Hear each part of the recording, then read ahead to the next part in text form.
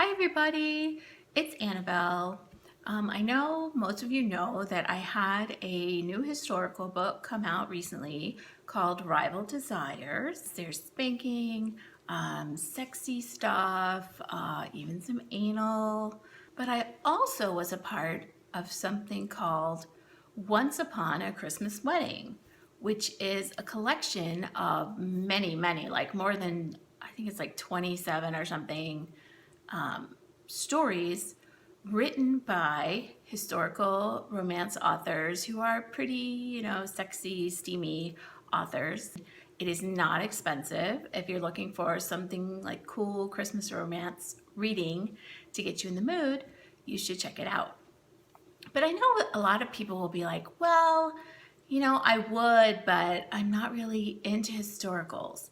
And one of the things that really seems to hang people up about historicals is the language because they talk differently.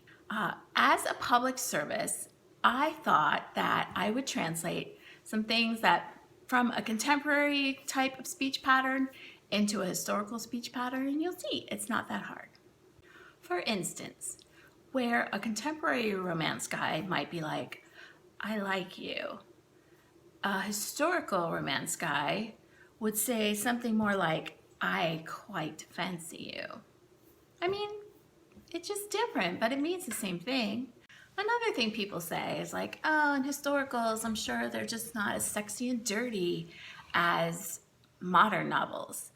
Au contraire, they were super perverted back then, and they were every bit as sexy and seductive. They just said things differently. For instance, instead of saying something like, I want to rail you raw, like they might say in a modern book, they would say something like, I long to have relations with you quite heartily. Instead of a guy saying like, suck my dick like you mean it. There now, miss, won't you kiss my willy? So romantic. I mean, who doesn't like that? In a modern book, they'd be like, he ripped her clothes off, eager to be inside her. In a historical book, it would be more like this.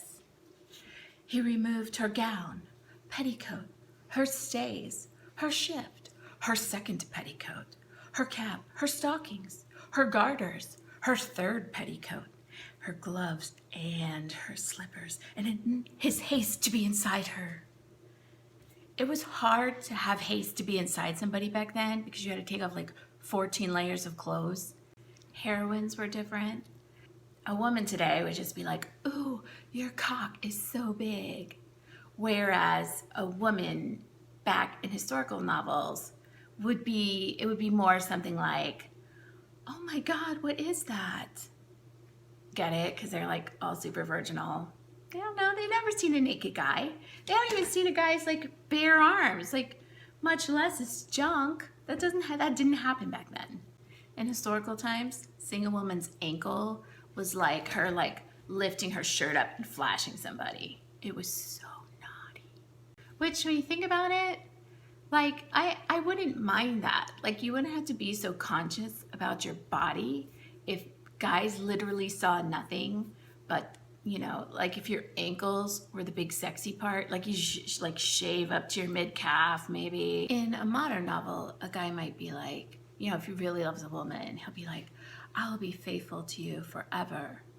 But I mean, in historical times, I don't,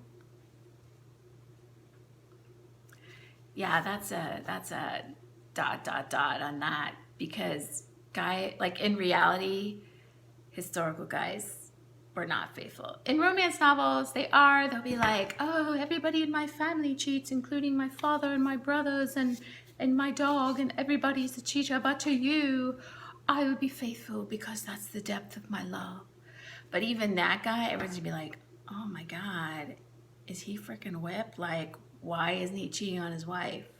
They also had super record levels of like syphilis and stuff. So my main point is that historical romance can be every bit as sexy and hot as modern romance if you understand like the little subtleties of the language and how they kind of said things differently. Love is love, hot sex is hot sex, anal is anal.